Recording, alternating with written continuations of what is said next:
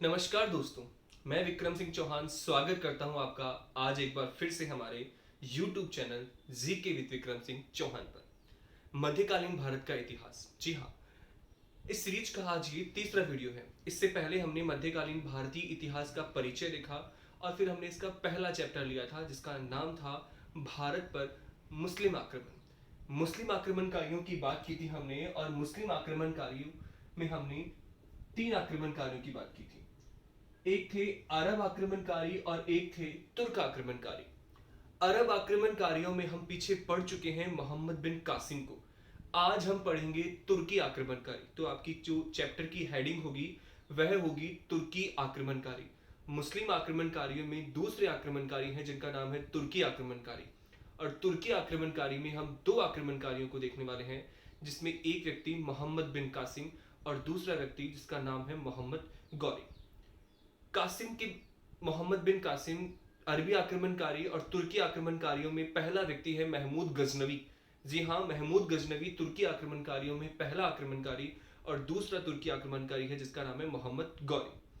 मोहम्मद बिन कासिम के बारे में हम पीछे अध्ययन कर चुके हैं। तो आज का जो हमारा चैप्टर रहेगा वह रहेगा महमूद गजनवी।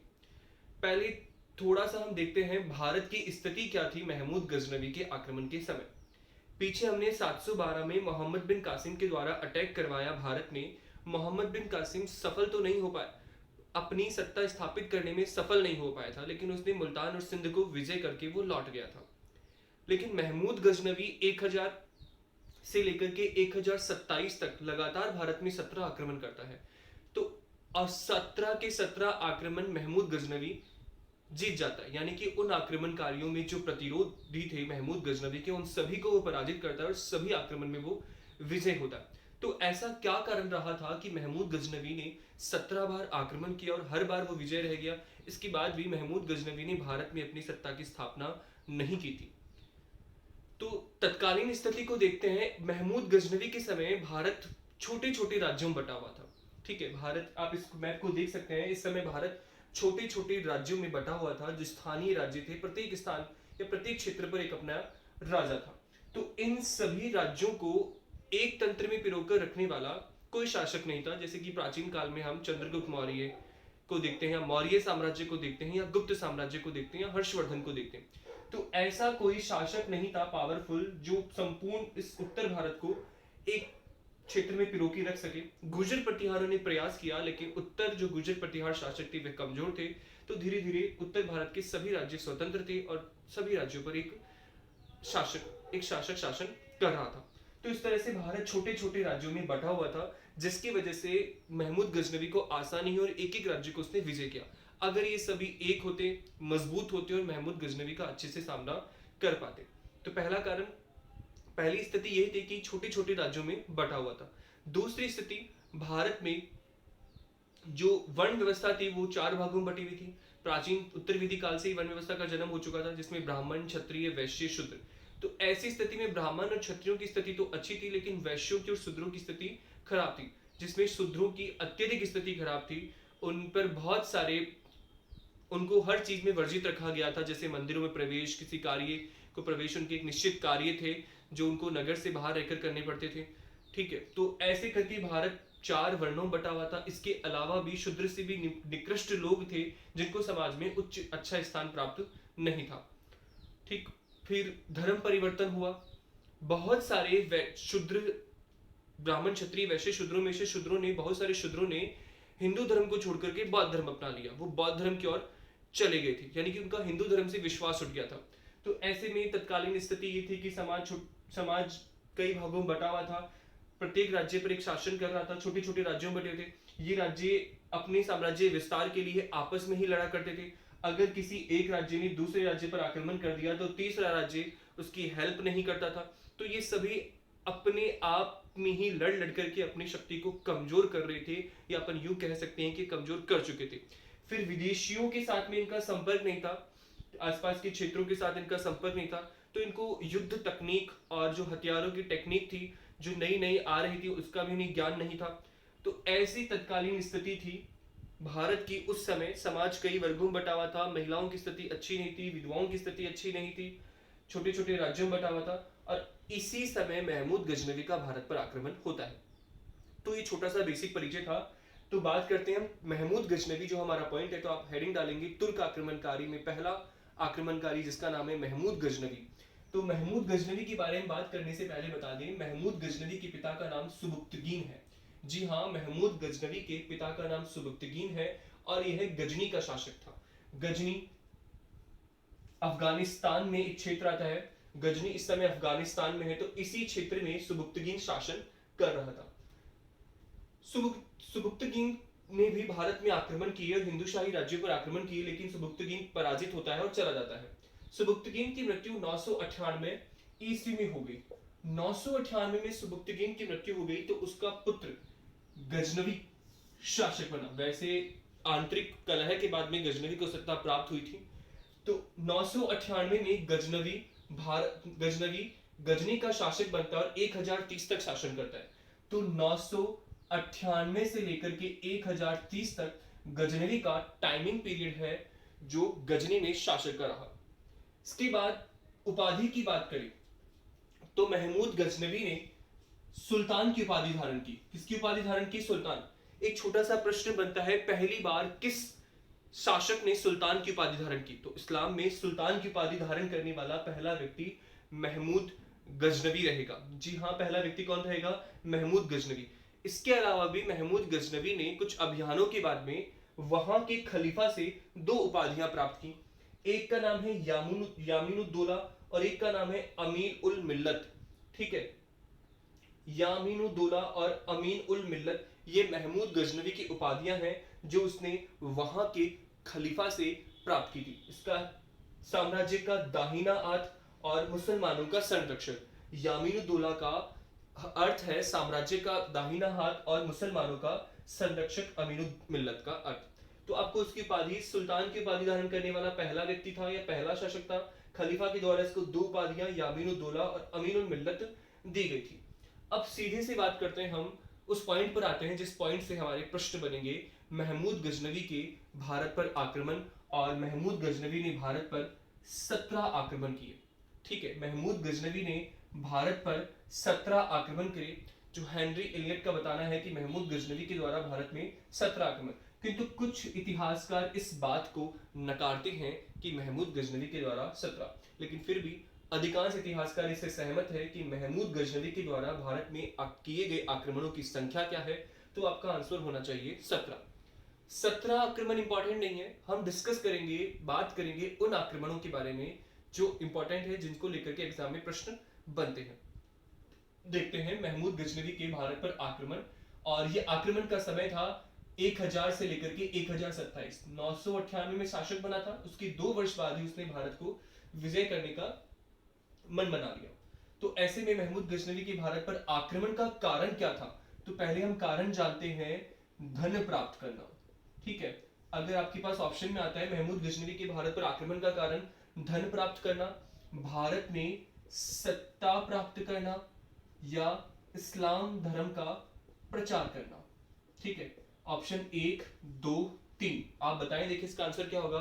धन प्राप्त करना, सत्ता प्राप्त करना, इस्लाम धर्म का प्रचार करना। ऑप्शन 4 में अगर डालूं तो उपरोक्त सभी।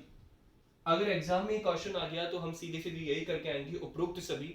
लेकिन वास्तव में महमूद गजनवी के भारत पर आक्रमण का जो प्रमुख कारण था वह धन प्राप्त करना था, क्योंकि इस समय भारत में बहुत अत्यधिक धन था और यह धन भारत के लोगों के द्वारा, शासकों के द्वारा मंदिरों में संरक्षित करके रखा जाता था। तो इसीलिए महमूद गजनवी ने योजना बनाई और धन प्राप्त करने के उद्देश्य से भारत पर क्या किया? आक्रमण। तो आक्रमण का उद्देश्य क्या है? धन प्राप्त करना। आक्रमण कितने? टोटल 17। कब से कब? 1000 से लेकर के 1027 तक। तो महमूद गजनवी का जो पहला आक्रमण हुआ वो 1000 ईस्वी में हुआ और यह आक्रमण हुआ पंजाब के हिंदू शाही राजवंश पर। पंजाब जो वर्तमान पाकिस्तान और भारत दोनों में है, तो पंजाब का एक राजवंश था जिसका नाम था हिंदू शाही राजवंश। तो हिंदू शाही राजवंश, अगर वास्तव में देखा जाए तो हिंदू शाही राजवंश की सीमावर्ती क्षेत्र पर ही आक्रमण हुआ था। पहली बार महमूद गजनवी का अटैक पंजाब के हिंदू शाही राजवंश, ये हिंदू शाही राजवंश है और इसी के सीमा के क्षेत्र पर ही महमूद गजनवी ने आक्रमण किया, विजय हुआ, लूट की और वो वहां से चला गया। प्रश्न है कि पहले आक्रमण के समय हिंदूशाही राजवंश का शासक कौन था? जयपाल था। कौन था? जयपाल। तो आप 1000 ईस्ट आक्रमण कहां किया? पंजाब की हिंदूशाही राजवंश की सीमावर्ती क्षेत्र में। शासक कौन था? जयपाल। आक्रमण कौन सा था? प्रथम। महमूद गजनवी सफल और लूट करके चला गया। अब आने का मार्ग भारत में यही है, इन क्षेत्रों पर उसको आक्रमण करना है। तो हिंदूशाही राजवंश पर आक्रमण सीमावर्ती क्षेत्र पर किया और चला गया। तो महमूद गजनवी को जब अत्यधिक धन, थोड़ा बहुत धन प्राप्त हुआ यहां से, तो महमूद गजनवी ने अब की बार योजना बना ली। हिंदूशाही जो क्षेत्र है, हिंदूशाही जो केंद्र है हिंदूशाही राजवंश का, और इसकी राजधानी जो हिंदूशाही राजवंश की राजधानी थी वो है विहंद या विहंद। तो हिंदूशाही राजवंश की राजधानी विहंद या विहंद पर आक्रमण की योजना बनाई और सेकंड आक्रमण महमूद गजनवी ने 1001 में पुनः पंजाब की हिंदूशाही राजवंश पर किया। शासक जयपाल था। यह महमूद गजनवी का दूसरा आक्रमण था और महमूद गजनवी ने जयपाल को पराजित किया, पराजित करके बंदी बना लिया और अत्यधिक मात्रा में धन लेकर के जयपाल को मुक्त कर दिया। अत्यधिक मात्रा में धन लेकर के जयपाल को मुक्त कर दिया। जयपाल महमूद गजनवी से बार बार हार रहा था, इसलिए इसको काफी ग्लानि महसूस हुई, इसको दुख महसूस हुआ और इसने क्या कर ली? आत्महत्या। आप अपनी कॉपी में नोट डाउन करके चले जाएंगे, लिखते जाएंगे, सभी के लिए इंपॉर्टेंट है। ऐसे आपके नोट्स तैयार हो जाएंगे। आप वीडियो को पॉज करके भी इसका स्क्रीनशॉट लेकर के बाद में अपनी भाषा में भी लिख सकते हैं, लेकिन अगर साथ साथ लिखेंगे तो बेटर रहेगा। तो महमूद गजनवी ने 1001 में पंजाब की हिंदूशाही राजवंश पर जयपाल पर आक्रमण किया, इसको पराजित किया, बंदी बनाया और इसे मुक्त कर दिया। किंतु बाद में इसको काफी दुख हुआ और हर्ट हो गया बेचारा जयपाल, और उसने क्या कर ली? आत्महत्या कर ली। महमूद गजनवी को धन प्राप्त करना था, धन प्राप्त करके वो लौट गया वापस गजनी। महमूद गजनवी का जो नेक्स्ट आक्रमण होता है वह उच्च में होता है। मैंने यहाँ लिखा नहीं है, महमूद गजनवी का नेक्स्ट आक्रमण उच्च में होता है, उच्च से धन प्राप्त करता है, लौट जाता है। मैंने सिर्फ इंपॉर्टेंट आक्रमण की बात की है। महमूद गजनवी का 1005 में आक्रमण होता है मुल्तान पर, और मुल्तान पर आक्रमण करता है, और चौथा आक्रमण भी मुल्तान पर ही करता है, और पांचवा आक्रमण भी कहां करता है? मुल्तान पर करता है। मुल्तान का जो शासक था वो दाऊद था, वह पराजित होता है चौथे आक्रमण में, और महमूद गजनवी के द्वारा दाऊद के पराजित होने के बाद में मुल्तान की सत्ता आनंदपाल के पुत्र को दे दी जाती है। ठीक है, राज्यपाल बनेगा, उसके बाद राज्यपाल आत्महत्या करेगा, उसके बाद हिंदूशाही राजवंश का शासक कौन बनेगा? आनंदपाल बनेगा, और आनंदपाल के पुत्र को मुल्तान की सत्ता दे दी जाती है।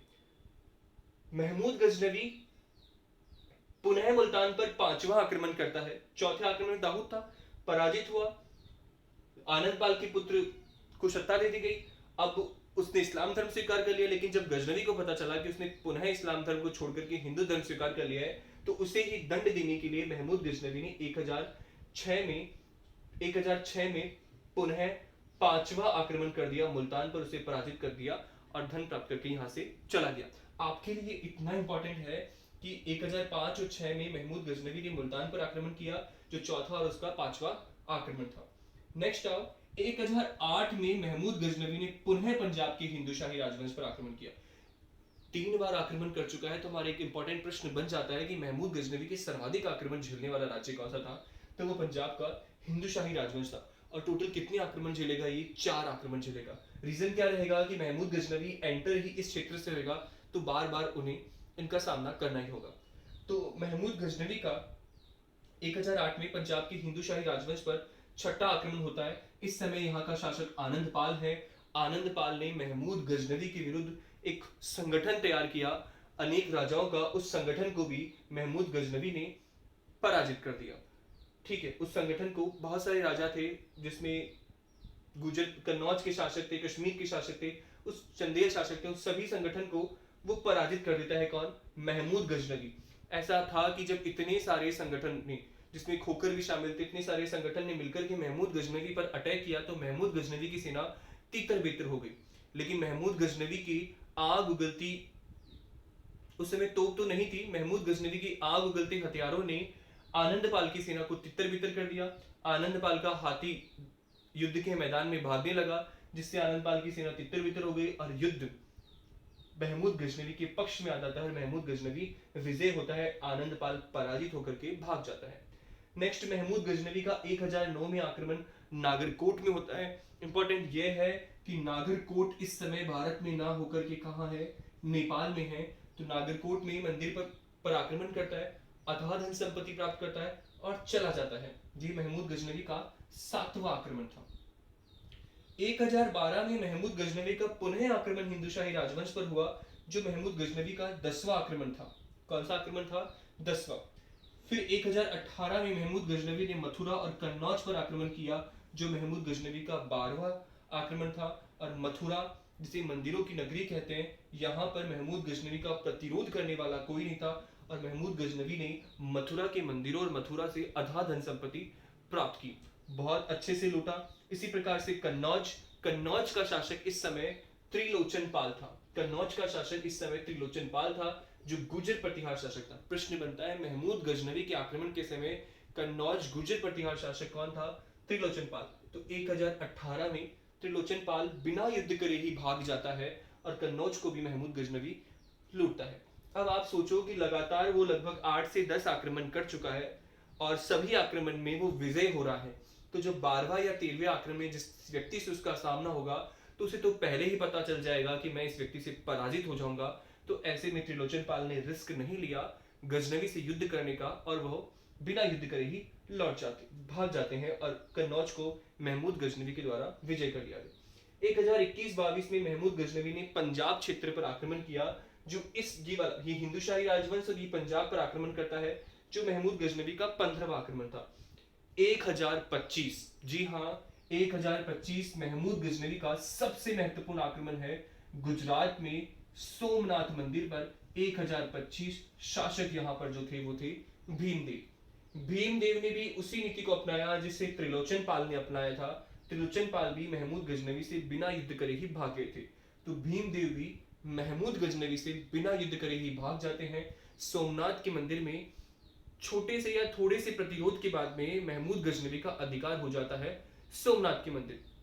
वहां के जो पंडित थे, धार्मिक पंडित, उन्होंने महमूद गजनवी को रोकने का प्रयास किया, लेकिन वो असफल रहते हैं। कुछ ही देर में महमूद गजनवी का सोमनाथ मंदिर पर अधिकार हो गया और सोमनाथ मंदिर खजाना हिंदुओं ने प्रारंभ से ही या प्राचीन काल से ही मंदिरों में छुपा के रखा।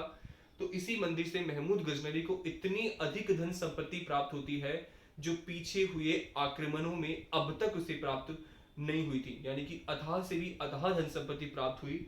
कौन से मंदिर से? सोमनाथ। तो महमूद गजनवी का सबसे महत्वपूर्ण आक्रमण सोमनाथ आक्रमण 1025। शासक भीमदेव बिना युद्ध करे ही चला गया, प्रतिरोध नहीं हुआ और महमूद गजनवी सोमनाथ से अथाह धन संपत्ति लूट करके चला गया। अब महमूद गजनवी ने गुजरात को लूटा तो मार्ग चुना सिंध वाला और इस मार्ग से उसने गजनी जाना तय किया। जब वो इस मंदिर के अथाह धन संपत्ति को लूट करके जा रहा था तो सिंध में एक जाति रहती है जिसका नाम है जाट और खोखर। तो सिंध के जाटों ने और खोखरों ने महमूद गजनवी के लौटती हुई सेना को परेशान किया। उनकी जो कारवा था जिसमें अथाह धन संपत्ति थी उसे लूट लिया, लेकिन महमूद गजनवी ने अपना सारा फोकस उस कारवा को ले जाकर के गजनी जाने का रखा और वो उस लूट की संपत्ति को गजनी पहुंचाने में क्या रहा? कामयाब। लेकिन महमूद गजनवी ने जाटों को और खोखरों को सबक सिखाने के लिए 1027 में अंतिम बार भारत में की ओर आगमन होता है और सिंध के जाटों पर आक्रमण करता है, जिसका उद्देश्य यही था कि इन्होंने महमूद गजनवी के कारवा को लूटा था, जिसको सबक सिखाने के लिए महमूद गजनवी को पुनः भारत में आना पड़ा और 1027 में इसका अंतिम आक्रमण सिंध के जाटों के विरुद्ध हुआ। इस आक्रमण में ये क्या हुआ? विजय। तो हमने महत्वपूर्ण आक्रमणों की बात की जिसमें महमूद गजनवी के 17 आक्रमण थे। पहला, दूसरा हिंदुशाही राजवंश पर, तीसरा उच्च पर, फिर चौथा पांचवा मुल्तान पर, फिर हिंदुशाही राजवंश पर। सर्वाधिक आक्रमण हिंदुशाही राजवंश पर, सबसे महत्वपूर्ण आक्रमण सोमनाथ मंदिर पर। ठीक है, तो इस तरह से महमूद गजनवी के आक्रमण, ये मैंने मैप बनाया है समझने के लिए कि हिंदुशाही राजवंश पर जब गजनवी ने आक्रमण किया वहां पर शासक कौन कौन था। तो पहले और दूसरे आक्रमण के समय शासक था राज्यपाल, जो 1001 और 1002 में हुआ था। नेक्स्ट जो आक्रमण हुआ था 1008 में, जो छठवां आक्रमण था महमूद गजनवी का, वह आनंदपाल शासक था। नेक्स्ट आक्रमण 1012 में हुआ और इस समय शासक त्रिलोचन पाल था। ये त्रिलोचन पाल अलग है, ये त्रिलोचन पाल अलग है। ये गुर्जर प्रतिहार शासक है और यह त्रिलोचन पाल हिंदुशाही राजवंश का शासक है। तो इसके समय, गजनवी के आक्रमण के समय हिंदुशाही राजवंश पर 3 शासक थे, राज्यपाल, आनंदपाल, त्रिलोचनपाल। जिसने सुसाइड किया उसका नाम क्या था? राज्यपाल था। ठीक है, ये उच्चका क्षेत्र, ये पंजाब, मथुरा, कन्नौज, कन्नौज का शासक त्रिलोचनपाल 1018, सोमनाथ 1025, भीमदेव गुजरात का शासक, जाट, खोखर, सिंध, मुल्तान, मुल्तान का शासक दाऊद। तो इस प्रकार से ये महमूद गजनवी की विजय को हमने देखा। और अब बात करें हम, महमूद गजनवी ने भारत पर आक्रमण किया और जहां जहां मंदिरों पर आक्रमण किया और मंदिरों को उसने तोड़ा, ध्वस्त कर दिया, मूर्तियों को चकनाचूर कर दिया। इसीलिए महमूद गजनवी को नाम दिया गया है बुद्ध किशन। भारतीयों ने इसे नाम दिया बुद्ध किशन, जिसका अर्थ है मूर्ति भंजक। तो मूर्ति भंजक के नाम से जिस व्यक्ति को पुकारा गया है उसका नाम क्या है? महमूद गजनवी। और महमूद गजनवी ने इतने सालों तक आक्रमण किया, इसके बाद महमूद गजनवी की मृत्यु हो गई 1030 में। जी हाँ, 1030 में महमूद गजनवी की मृत्यु हो जाती है। अब बात करें इसके दरबारी विद्वानों की। इसके दरबारी विद्वानों में अलबरूनी था, फिरदौसी था, उत्बी था। इंपॉर्टेंट है, आप याद करना, इसके दरबारी विद्वानों में अलबरूनी था, जिसने एक पुस्तक लिखी थी किताबुल हिंद। अलबरूनी की पुस्तक कौन सी है? किताबुल हिंद। और अलबरूनी पहला ऐसा मुसलमान है जिसने पुराणों का अध्ययन किया। अलबरूनी भारतीय जो पुराण है, 18 पुराण है, आप मुझे, भारतीय जो पुराण है वो 18 है। अगर आपको आता है तो मुझे कमेंट बॉक्स में आंसर करके बताना कि पुराणों की रचना किसने की थी और ये कौन से काल में लिखे गए थे। तो अलबरूनी पहला मुस्लिम व्यक्ति जिसने पुराणों का अध्ययन किया। इसकी पुस्तक का नाम है किताबुल हिंद। इस किताबुल हिंद में अलबरूनी खगोल शास्त्री, ज्योतिष, गणित, ज्योतिषाचार्य सभी का वर्णन किया है। तो बात इतनी सी है, अल महमूद गजनवी अल का दरबारी विद्वान अलबरूनी, पुस्तक का नाम किताबुल हिंद, पुराणों का अध्ययन करने वाला पहला मुस्लिम अलबरूनी गजनवी के साथ भारत आया था आक्रमण के समय। नेक्स्ट है फिरदौसी। और फिरदौसी ने ग्रंथ लिखा था शाहनामा। ठीक है, तो फिरदौसी के बारे में छोटा सा जिक्र करते हैं कि फिरदौसी बहुत अच्छा काव्य करने वाला व्यक्ति था। तो ऐसे में फिरदौसी से इंप्रेस होता है महमूद गजनवी और उसे प्रत्येक छंद पर, जो उसका एक प्रत्येक छंद है, उस पर एक सोने की मोहर देने की बात करता है कि तुम्हारे प्रत्येक छंद पर मैं सोने की मोहर दूंगा। तो ऐसे में फिरदौसी ने अपना ग्रंथ लिखा, छंदों से परिपूर्ण लिखा, किंतु बाद में महमूद गजनवी उसे मोहर देने से मुकर जाता है। तो आपको इतना ध्यान रखना है कि फिरदौसी का ग्रंथ कौन सा है? शाहनामा। जब महमूद गजनवी को अपनी गलती का एहसास हुआ कि मैंने गलती की है किसी के बहकावे में आकर, तो महमूद गजनवी उसे वो सोने की मोहर पहुंचाता है, लेकिन उससे पहले ही फिरदौसी की डेथ हो चुकी होती है। नेक्स्ट है उत्बी। उत्बी ने जो ग्रंथ लिखा उसका नाम है तारीखे यामिनी। ये तीनों महमूद गजनवी के दरबारी विद्वान थे। तो ये आज की हमारी क्लास, जिसमें हमने सिर्फ एक तुर्की आक्रमणकारी देखा है जिसका नाम है महमूद गजनवी। तो इस तरह से कंप्लीट है। पिता का नाम सुबुक्तगी, 998 मृत्यु, 998 से 1030 तक शासक गजनवी बना। सुल्तान की उपाधि लेने वाला पहला मुसलमान था। खलीफा ने जो उपाधि दी उसका नाम यामीनुद्दौला और अमीनुल मिल्लत थी।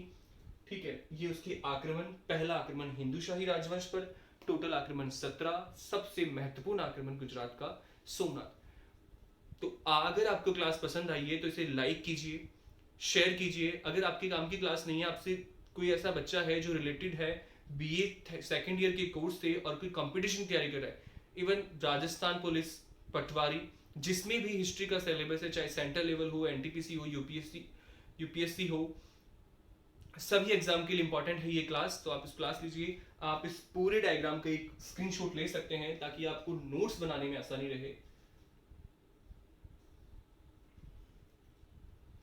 ठीक है, धन्यवाद। मिलते हैं हम अपनी नेक्स्ट क्लास के अंदर। और इसके बाद हमारी जो क्लास रहेगी वो आधुनिक भारत के इतिहास रहेगी, आधुनिक भारत के इतिहास की क्लास रहेगी। और वह आपकी आधुनिक भारत के इतिहास की सीरीज में तीसरी क्लास रहेगी। धन्यवाद।